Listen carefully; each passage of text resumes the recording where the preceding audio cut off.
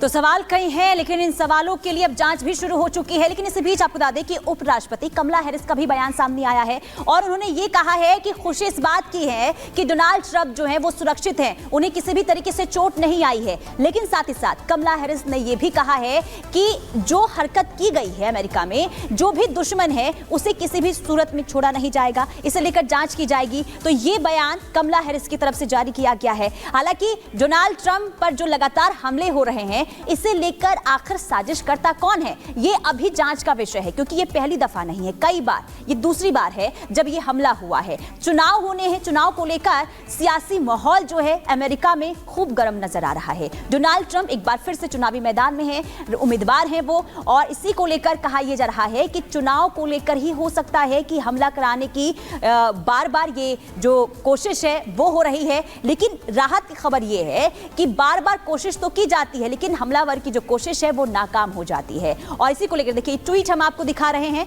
Vice president कमला Harris का ये tweet, इसमें उन्होंने साफ तौर पर ये लिखा है कि हमले की साजिश नाकाम हुई है, ये खुशी की बात है, डोनाल्ड ट्रंप सुरक्षित हैं, लेकिन जो यहां पर यानी कि अमेरिका में जो वायलेंस करने की कोशिश की गई है वो सही नहीं है, इसे लेकर कार्रवाई भी होगी। तो कमला हैरिस की तरफ से ये ट्वीट जारी कर बयान दिया गया है और यह कहा गया है कि अच्छी खबर यही है कि डोनाल्ड ट्रंप सुरक्षित हैं, लेकिन सवाल कई हैं कि आखिर कौन है जो ये हमला करता हुआ नजर आ रहा है।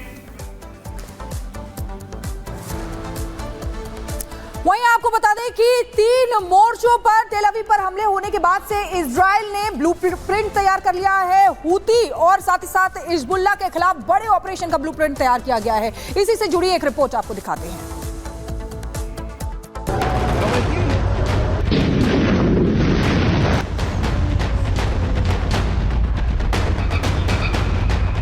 अरब में महासंग्राम का बिगुल बज चुका है।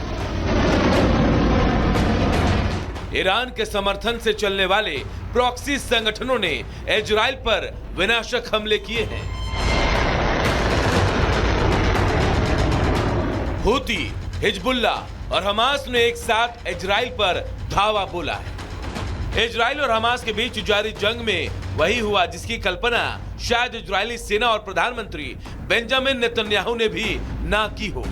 इजराइल की राजधानी तेल अवीव पर यमन के हूती विद्रोहियों ने लंबी दूरी की बैलिस्टिक मिसाइल से जबरदस्त हमला कर सबको हैरत में डाल दिया। पहली बार इजराइल पर हाइपरसोनिक मिसाइल से हमला किया गया। हमला कितना भयंकर था इसको इसी बात से समझा जा सकता है कि महज 11 मिनट 30 सेकंड में मिसाइल 2000 किलोमीटर से ज्यादा की दूरी तय करते हुए इजरायली सीमा में घुस गई। इस हमले को रोकने में Israeli air defence system Iron Dome भी नाकाम साबित हुआ। हमले से बेन गुरियन अंतर्राष्ट्रीय हवाई अड्डा भी अछूता नहीं था। हाइपरसोनिक मिसाइल ने एयरपोर्ट से कुछ दूरी पर हमला किया था। अटैक के साथ पूरे इलाके में सायरन बजने लगे, लोग सुरक्षित जगहों की तरफ भागने लगे, हर तरफ अफरा तफरी मच गई। इससे पहले शनिवार को लेबनान के आतंकी समूह हिजबुल्लाह ने इजराइल पर 1360 ड्रोन और सैकड़ों रॉकेट से हमले किए। दावा किया गया कि सभी ड्रोन इजरायली टारगेट पर सटीक तरीके से गिरे, लेकिन इजराइल का कहना है कि उसके आयरन डोम ने अधिकतर ड्रोन और रॉकेट को हवा में ही नष्ट कर दिया। हालांकि पिछले 11 महीने से गाजा में जारी इजरायली सैन्य कार्रवाई थमने के बजाय तेज होती जा रही है। आने वाले समय में यह लड़ाई खत्म होती दिखाई नहीं दे रही।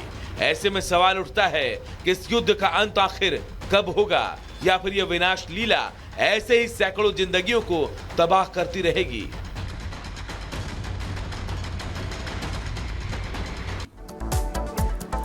और अब बात पाकिस्तान के उन पिट्ठुओं की जिनको फिलहाल यहां पे सुरक्षा बलों ने ढेर कर दिया है। जी हां, जम्मू कश्मीर के बारामूला में आज मुठभेड़ हुई है। मुठभेड़ के दौरान जो है सुरक्षा बलों ने 3 आतंकियों को ढेर कर दिया है। अब इस एनकाउंटर का वीडियो भी सामने आया है। पूरी खबर क्या है रिपोर्ट में दिखाते हैं।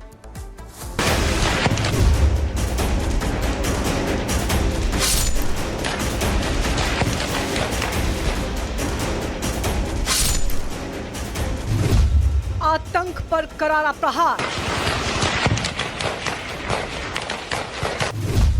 घाटी में आतंकियों पर आखिरी वार।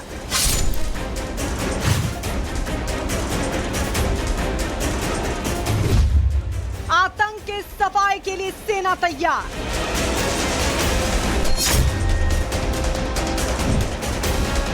जम्मू कश्मीर में आतंकियों के खिलाफ सुरक्षा बलों का ताबड़तोड़ एक्शन जारी है। सेना की चिनार कोर को ये जानकारी मिली थी कि बारामूला के पट्टन में 3 आतंकी छिपे हुए हैं। जानकारी पर एक्शन लेते हुए सुरक्षा बलों ने कश्मीर पुलिस की विशेष टीम के साथ घेराबंदी शुरू कर दी। दोनों तरफ से गोलीबारी के बाद सेना ने आखिरकार 3 आतंकियों को ढेर कर दिया। मारे गए 3 आतंकियों में 2 आतंकी पाकिस्तानी थे।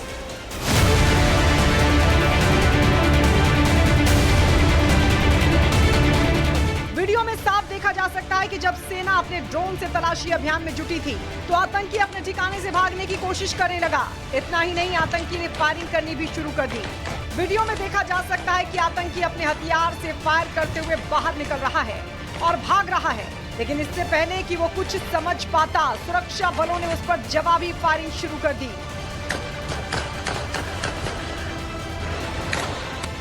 और इसी बीच गोली लगने से दहशतगर्द गिर जाता है, लेकिन एक बार फिर उठकर भागने की कोशिश करता है। इस बार सुरक्षा बलों का एक सटीक निशाना लगता है और आतंकी सीधा जहन्नुम पहुंच जाता है।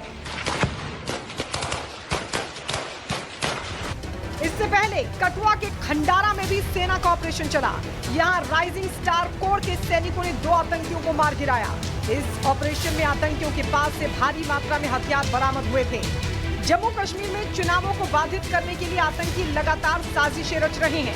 पाकिस्तान समर्थित आतंकी लगातार राज्य में अस्थिरता फैलाने की कोशिश कर रहे हैं, लेकिन सुरक्षा बलों की मुस्तैदी के चलते आतंकियों की कोई भी साजिश कामयाब नहीं हो पा रही है। ब्यूरो रिपोर्ट, रिपब्लिक भारत पर मैं हूं आपके साथ अनामिका सिंह काली। इस बुलेटिन में साथ शिखा भी है। आपको करेंगे हर खबर से अपडेट, लेकिन सबसे पहले दिखाते हैं आपको 5 मिनट में भारत।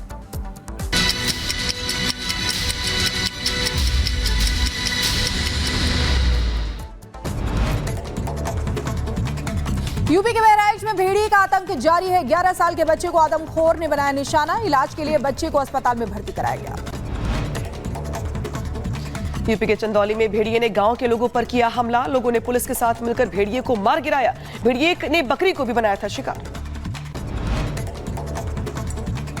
बिहार के बेगूसराय में अस्पताल से बच्चे की चोरी का वीडियो वायरल हुआ है। कपड़े में लपेटकर बच्चे को लेकर फरार हुई महिला, जांच में जुटी पुलिस। उधर यूपी के लखीमपुर में बाढ़ से लोगों की बड़ी मुश्किलें। अंतिम संस्कार के लिए नाव से लाया गया शव। यूपी के देवरिया में लूटपाट के आरोपी को महिलाओं ने पकड़कर की पिटाई। महिला से चेन लूटकर भाग रही थी महिला आरोपी। गुजरात के भावनगर में एक अस्पताल के अंदर मारपीट हुई। मरीज के परिजनों ने डॉक्टर के साथ मारपीट की। वीडियो सोशल मीडिया पर वायरल हुआ। बिहार के बेगूसराय में अस्पताल से बच्चे की चोरी का वीडियो वायरल हुआ है। कपड़े में लपेटकर बच्चे को लेकर फरार हुई महिला, जांच में जुटी पुलिस। यूपी के नोएडा में जमीन विवाद को लेकर शख्स की गोली मारकर हत्या कर दी गई। मामले की जांच कर रही है पुलिस। उत्तराखंड के हरिद्वार में पुलिस और बदमाशों के बीच मुठभेड़ हुई है। पुलिस ने 1 लाख के इनामी बदमाश को ढेर कर दिया। कुछ दिन पहले डकैती की घटना को अंजाम दिया था। यूपी के गाजियाबाद में दिन दहाड़े बदमाशों ने लूटपाट की घटना को अंजाम दिया। बाइक सवार की चेन छीनकर फरार हुए बदमाश। सीसीटीवी में कैद हुई पूरी वारदात।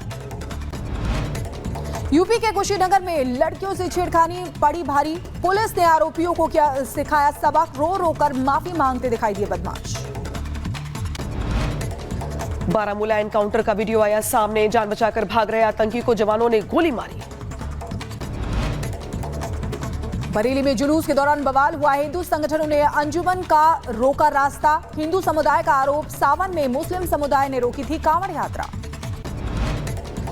उधर बरेली में जुलूस रोकने के बाद से तनाव का माहौल। दोनों समुदाय आमने सामने जमकर हुई नारेबाजी। पुलिस बल को किया गया तैनात।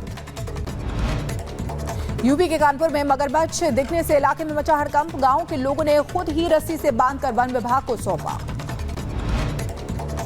अयोध्या के सरयू नदी में बढ़ा जलस्तर। नेपाल से छोड़े गए पानी के बाद बिगड़े हालात। अलर्ट मोड पे प्रशासन। लैंड जिहाद पर बोले पंडित धीरेन्द्र कृष्ण शास्त्री। कहा, हम लैंड जिहाद के खिलाफ हैं। वक्फ बोर्ड पर होना चाहिए कानूनी शिकंजा। निश्चित रूप से वक्फ बोर्ड के ऊपर कोई शिकंजा कानूनी तौर पर होना चाहिए और सनातनियों को भी, हिंदुओं को भी करना चाहिए। हम किसी भी मजहब के खिलाफ नहीं है, लेकिन लैंड जिहाद के खिलाफ। जम्मू के गांदरबल में फारूक अब्दुल्ला ने एक सार्वजनिक रैली को संबोधित किया। भाषण के दौरान बीजेपी पर हमला बोला। कहा